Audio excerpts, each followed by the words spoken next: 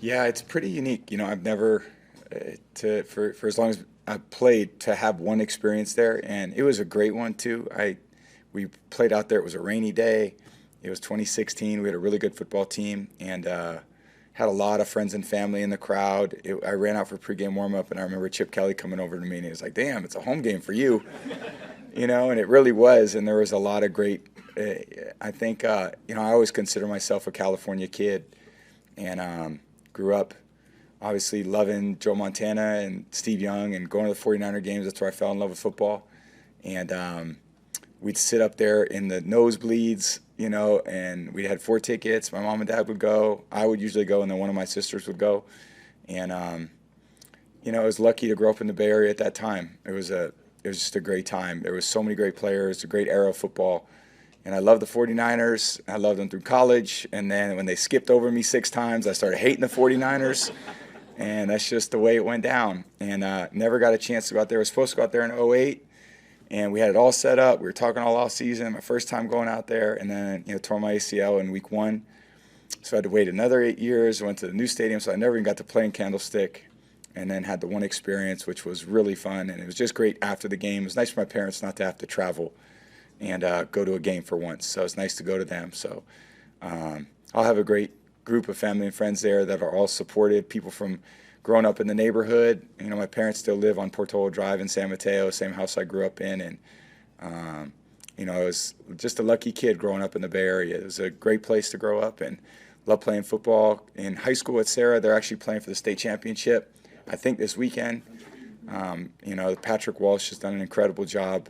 He was a high school running back at De La Salle, which my uncle was a principal at, and they were hugely successful in NorCal for many, many years. And Patrick was a great running back, then became the head coach at Sarah, and they're doing great. And then went to Michigan, and obviously went home whenever I could. Then went further away to Boston, so I kept going further and further away from California. Came here, still didn't make it any closer. So my parents have certainly racked up a lot of frequent flyer miles over the years, but it's been a magical experience. It'd be great to go home and see a lot of people that I probably haven't seen in a long time, my aunts, my uncles, and try to go win a football game. Tom, like you had a piano on your back? I still do.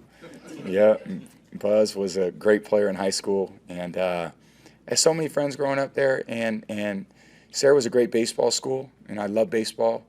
I started playing football and fell in love with football because of the camaraderie of it all. And I was always the kid that was trying to prove myself to everyone. And, there was one thing in sports that I was really good in basically a lot of sports. I was really good in baseball, threw the ball well. I hit the ball really well. I was really good in golf. I was good in any sport I was really good at. I'm good in ping pong. I'm good in darts. I just can't run. And I can't jump. So running and jumping are a problem.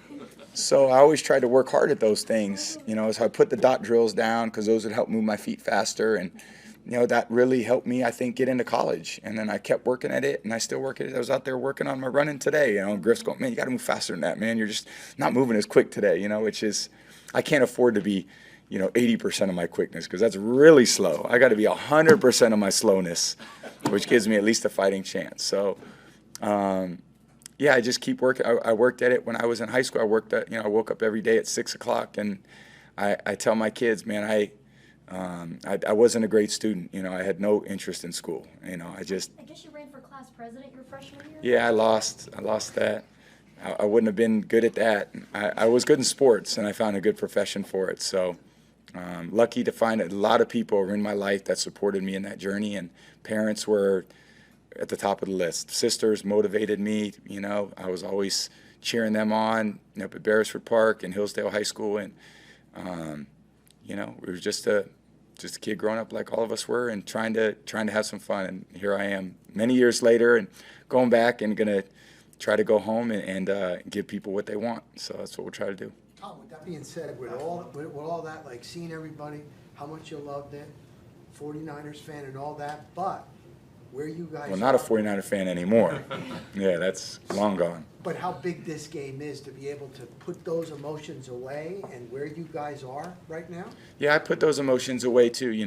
I think my emotion is to do everything I can to help us win the game. And I know they know that's what they expect of me. They know they're We're a competitive team, and we haven't had our best moments this year all the time, but we're going to go out there and we're going to try to play our best football this year, which it's what it's going to take because we're playing a great football team, best defense in the league, some incredible players in Bosa, Warner. Got a lot of respect for those guys. They do a lot of things well. Really well coached. Kyle's a hell of a coach. D'Amico Ryan's a great coach. I played against him as a player. He was a great player.